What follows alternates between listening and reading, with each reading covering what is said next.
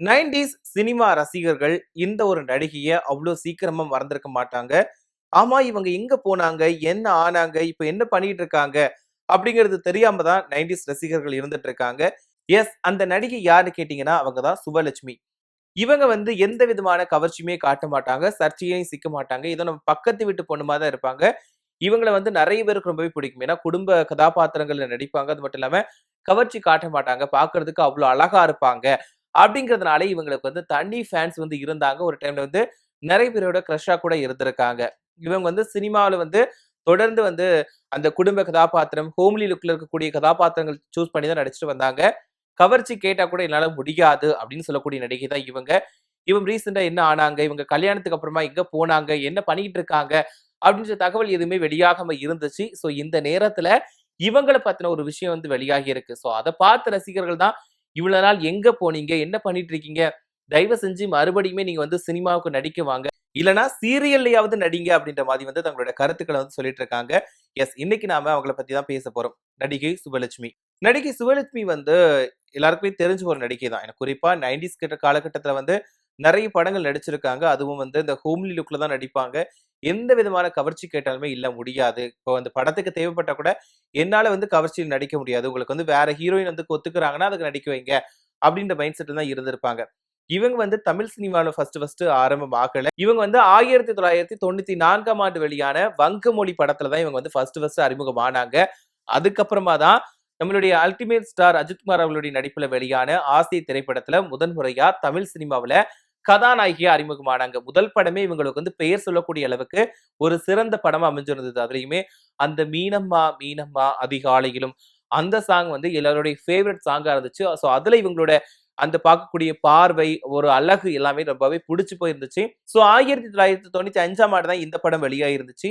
இவங்கள பார்த்த எல்லாருமே வந்து கோழி குண்டு கன்னம், உருண்ட முகம், எளிமையான சிரிப்பு, பார்க்கறதுக்கு அவ்ளோ அழகா இருக்காங்க.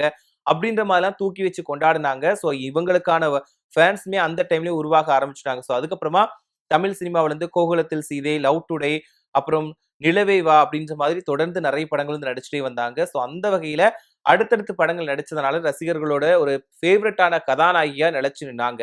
சோ அந்த படங்கள் மட்டுமே இல்லாம இனியவளே, தினம்தோறும், ஏழையின் சிரிப்பில், குறிப்பா மாகி இந்த மாதிரியான படங்கள்ல எல்லாம் இவங்க நடிச்சிருக்காங்க. அதே மாதிரி என் ஆசை ராசாவை இந்த படத்திலும் நடிச்சிருப்பாங்க. சோ இந்த படங்கள் எல்லாம் இவங்களுடைய டான்ஸுமே அவ்வளவு அழகா இருக்கும்.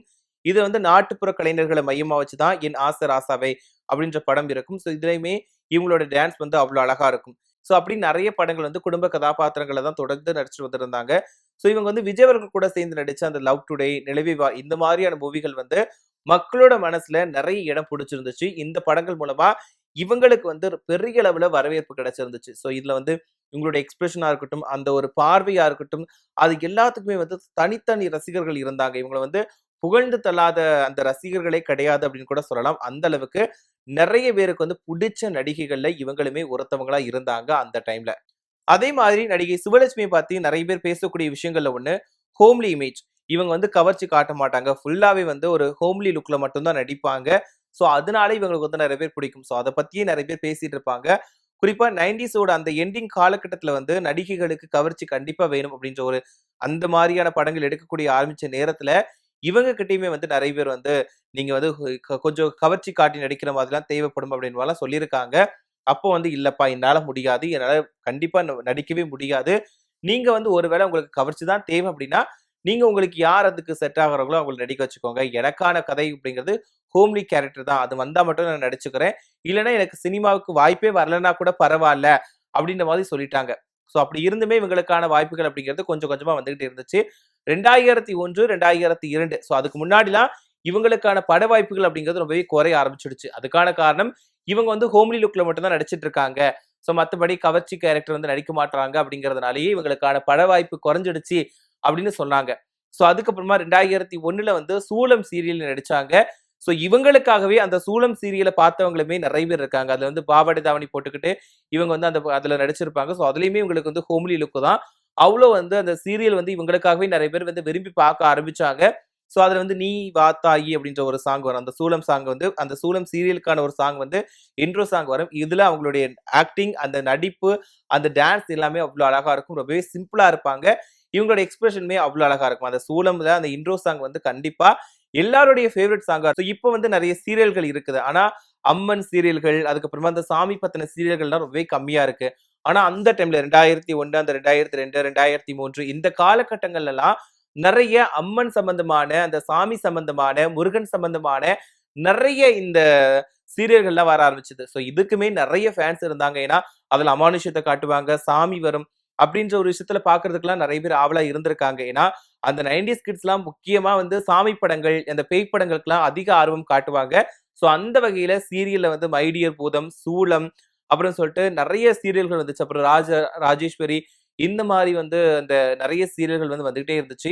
ஸோ அந்த வகையில சூலம் சீரியலுமே உங்களுக்கு நல்ல அளவுல பேர் வாங்கி கொடுத்துச்சு.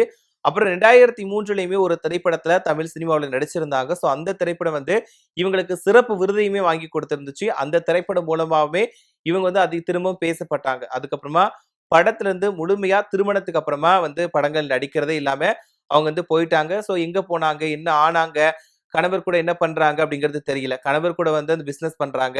அவங்க வந்து வெளியூருக்கு போயிட்டாங்க அப்படின்ற மாதிரி பேச்சுக்கள்லாம் இடையில வந்துச்சு. ஆனா பட் எப்படி இருக்காங்க? ஆள் மாறிட்டாங்களா? என்ன பண்றாங்க?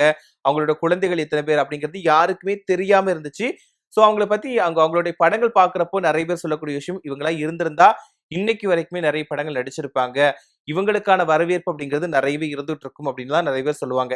ஏன்னா 90s காலகட்டத்த பொறுத்தவரைக்கும் நிறைய நடிகைகள் வந்து நடிச்சிருப்பாங்க. ஒரு குறிப்பிட்ட டைம்க்கு அப்புறமா காணாம போயிருக்கு. பட் ஆனா அவங்க எல்லாருமே ஃபேவரைட்டா இருப்பாங்க. ஒரு சில பேருக்கு ஃபேவரைட்டா இருப்பாங்க. அவங்க தொடர்ந்து படங்கள் நடிச்சிருக்கலாம் அப்படின்னு சொல்லக்கூடிய அளவுக்குமே இருந்திருப்பாங்க. ஸோ அந்த வகையில இவங்களுமே ஒருத்தவங்க. ஸோ இவங்களுமே தொடர்ந்து படங்கள் நடிச்சிருக்கலாம் அப்படிங்கிறது தான் எல்லாருடைய எதிர்பார்ப்புமா இருந்துச்சு. ஸோ இதுக்கிடையில அவங்க வந்து திருமணம் ஆனதுக்கு அப்புறமா சினிமா விட்டு முழுமையா விலகி அவங்க வந்து அவங்க குடும்ப வாழ்க்கையை பார்க்க ஆரம்பிச்சுட்டாங்க. ஸோ இப்போ ரீசெண்டா பார்த்தீங்கன்னா, அவங்களுடைய புகைப்படம் ஒண்ணு வெளியாகி இருக்கு. ஸோ அது வந்து இப்ப பார்க்கறதுக்கு இப்போத்தைய புகைப்படம் மாதிரி தெரியல. ஆனா சமூக வலைதளங்கள்ல இப்போ ரீசென்ட் டேஸ் புகைப்படம் அப்படின்ற மாதிரி தான் சமூக வலைதளங்கள்ல வெளியாகிட்டு இருக்கு. அத பார்க்கிறப்போ ஏதோ ஒரு கொஞ்ச நாளைக்கு முன்னாடி, அதாவது இப்ப ரீசென்ட்டா இல்லன்னா கூட கொஞ்சம் நாட்களுக்கு முன்ன, ஒரு சில கடந்த சில வருஷங்களுக்கு முன்னாடி எடுத்த புகைப்படங்கள் மாதிரி வந்து அது இருக்குது. ஸோ அந்த புகைப்படம் வந்து இப்போ ரிலீஸ் ஆயிருக்கிறதுனால எல்லாரும் என்ன சொல்றாங்கன்னா, ஆள் அப்படியே தான் இருக்கிறாங்க. ஸோ ரொம்ப நாள் ஆச்சு உங்கள பார்த்து. உங்கள பார்த்ததுல ரொம்பவே சந்தோஷம். நீங்க வந்து மறுபடியுமே சினிமாவுக்கு வந்தா நல்லாருக்கும். தயவு செஞ்சு சீரியல்லயாவது நடிக்கிறதுக்கு வாங்க அப்படின்ற மாரி ரசிகர்கள் வந்து அவங்களுக்கு அன்பு மழைய வந்து பொழிஞ்சுட்டு இருக்காங்க. ரொம்ப நாள் கழிச்சு உங்கள பார்த்ததுல ரொம்பவே சந்தோஷமா இருக்கு. நீங்க இதே மாதிரி ஹேப்பியா இருங்க அப்படின்ற மாதிரியுமே தங்களோட கருத்துக்கள வந்து சொல்லிட்டு வந்துட்டு இருக்காங்க. இவங்க வந்து விரல் விட்டு எண்ணக்கூடிய ஒரு சில படங்களை நடிச்சிருந்தா கூட, பட் எல்லாருடைய மனசுலயுமே டக்குனு போய் இடம் பிடிச்சுட்டாங்க. ஸோ அதுக்கான ஒரே ஒரு காரணம் ஹோம்லி கதாபாத்திரம் மட்டும் தான் சொல்லணும். ஏன்னா, அந்த வட்ட முகம், கோழி கூண்டு கண்ணு, அப்புறம் இந்த லேசான சிரிப்பு இது எல்லாம் தான் இவங்களோட பிளஸ்ஸு. ஸோ அடுத்தடுத்து அவங்க படங்கள் நிறைய நடிப்பாங்கன்னு பார்த்த நேரத்துல, கவர்ச்சிக்கு நோ சொன்னதுனால பட வாய்ப்புகள் குறைஞ்சிடுச்சு அப்படின்ற சில விஷயங்களுமே வந்து தகவல் வெளியாகி இருக்கு. பட் அந்த சினிமா விட்டு விலகுனா கூட அப்புறம் சீரியலுக்கு போனாங்க. அங்கேயுமே அந்த சீரியல்ல வந்து வெற்றி வாகை சூடுனாங்க. இவங்களுக்காகவே நிறைய பேர் வந்து சீரியல பார்த்தாங்க.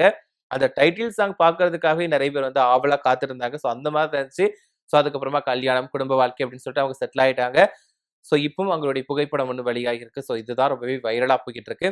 ஸோ நீங்க இத பத்தி என்ன நினைக்கிறீங்க? உங்களுக்கு வந்து நடிகை சுவலட்சுமி பிடிக்குமா? அப்படிங்கிறதையும், அவங்க நடிச்ச திரைப்படங்கள் உங்களுக்கு எந்த திரைப்படம் ரொம்பவே பிடிக்கும் அப்படிங்கிறதையும், குறிப்பா அவங்க நடிச்ச சூலம் சீரியல் உங்களுக்கு பிடிக்குமா? அப்படிங்கிறதையும், அதுல வரக்கூடிய இன்ட்ரோ சாங்க நீங்க விரும்பி பார்த்திருக்கீங்களா? அப்படிங்கிறதையும் மறக்காம கமெண்ட்ல சொல்லுங்க.